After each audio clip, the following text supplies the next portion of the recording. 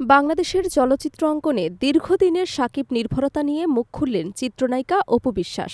তার মতে, শুধু একজন নায়কের ওপর নির্ভরশীলতা শিল্পের জন্য কোনোভাবেই সুসংবাদ নয়, বরং এটি নতুন প্রতিভা, সম্ভাবনাময় নায়ক এবং তরুণ নির্মাতাদের পথ আটকে দিচ্ছে। শাকিব নির্ভরতা সুসংবাদ নয়, এ মন্তব্য করে তিনি দীর্ঘদিনের একচ্ছত্র বাজার চিত্রের সমালোচনা করেন। দেশের চলচ্চিত্রে বছরের পর বছর ধরে শাকিব খানকে কেন্দ্র করে প্রজেক্ট পরিকল্পনা, বাজেট নির্ধারণ, এমনকি রিলিজ স্ট্র্যাটেজি তৈরি করে আসছে। তবে এই ধারণাকে একপেশীয় এবং সীমাবদ্ধ বলে মনে করেন অপু বিশ্বাস। তার ভাষ্য, নামী প্রোডাকশন হাউসগুলো শাকিব খান ছাড়া অন্য কোনো নায়ককে নিয়ে ঝুঁকি নিতে চায় না, আর এই মানসিকতা ধীরে ধীরে পুরো ইন্ডাস্ট্রির পরিবেশকে সংকুচিত করছে। এক সংবাদ সম্মেলনে বক্তব্য রাখতে গিয়ে অপু বিশ্বাস বলেন, বিগত অনেক বছর ধরে শুধুমাত্র শাকিব খানের সিনেমা ছাড়া প্রোডাকশন হাউসগুলো কাজ করার আগ্রহ প্রকাশ করে না। এটা কখনোই সুসংবাদ নয়। আমাদের চলচ্চিত্রকে এগিয়ে নিয়ে যাওয়ার দায়িত্ব যেমন আমাদের, তেমনি নতুনদের সামনে আনার দায়িত্ব আমাদের সবার। তিনি আরও জানান, শিল্পের উন্নতি তখনই সম্ভব যখন একাধিক নায়ক, নির্মাতা, গল্পকার এবং প্রযোজক ধারাবাহিকভাবে কাজের সুযোগ পাবেন। এক ব্যক্তিকে কেন্দ্র করে পুরো মার্কেট আটকে থাকলে সৃজনশীলতার প্রবাহ কমে যায় এবং প্রতিযোগিতাও দুর্বল হয়ে পড়ে। অপু বিশ্বাস মনে করেন, শুধু সমালোচনা নয়, মিডিয়া এবং দর্শকদের এখানে গুরুত্বপূর্ণ ভূমিকা রয়েছে।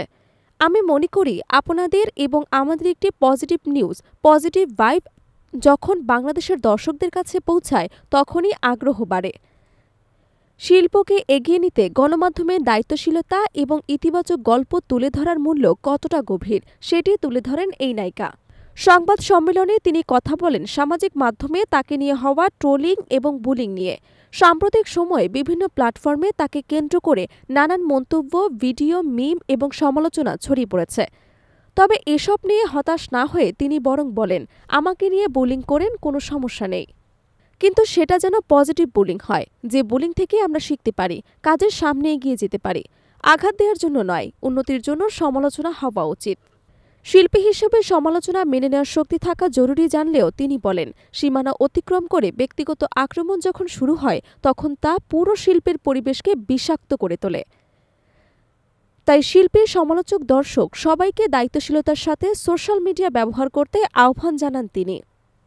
এদিকে শাকিব নির্ভরতার এই চিত্র থেকে বেরিয়ে আসার জন্য নতুন প্রযোজনা সংস্থাগুলোর প্রতিও কৃতজ্ঞতা প্রকাশ করেন অপু বিশ্বাস। তার মতে, বাজারের প্রচলিত ধারণা ভেঙে নতুনদের সুযোগ দেওয়া এখন সময়ের দাবি। তিনি বিশেষভাবে এমকে প্রোডাকশনকে ধন্যবাদ জানিয়ে বলেন, আজকে এমকে প্রোডাকশনকে আমি ধন্যবাদ জানাই। বিগত অনেক বছর ধরে শাকিব খান ছাড়া অন্যান্য নায়কদের নিয়ে কাজ করতে আগ্রহ দেখানো হতো না, কিন্তু নতুন প্রোডাকশনগুলো এগিয়ে আসছে। এই ট্রেন্ড বদলাতে ইন্সপায়ার করার দায়িত্ব আমাদের প্রত্যেকটা মানুষের। অপু বিশ্বাসের মতে, ইন্ডাস্ট্রি যদি সত্যি এগোতে চায়, তবে নায়ক বৈচিত্র্য, নির্মাতা বৈচিত্র্য এবং গল্পের বৈচিত্র্য, এই তিনটিকে গুরুত্ব দিয়ে এগোতে হবে। একই ধরনের সিনেমা, একই ধরনের মুখ, একই ধাঁচ বারবার দেখতে দর্শকদের আগ্রহ কমে যায়। তাই বাজার সম্প্রসারণ এবং দর্শকদের প্রত্যাশা ধরে রাখতে প্রয়োজন সাহসী সিদ্ধান্ত, নতুন মুখ এবং ভিন্নধর্মী গল্প।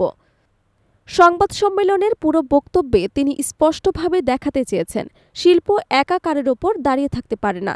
শিল্প বাঁচে যৌথ প্রচেষ্টায়, বহুমাত্রিক সৃজনশীলতায় এবং নতুনদের সুযোগ দেওয়ার মধ্য দিয়ে। আর সেই পরিবর্তনের শুরু হতেই হবে এখন এবং এখান থেকেই।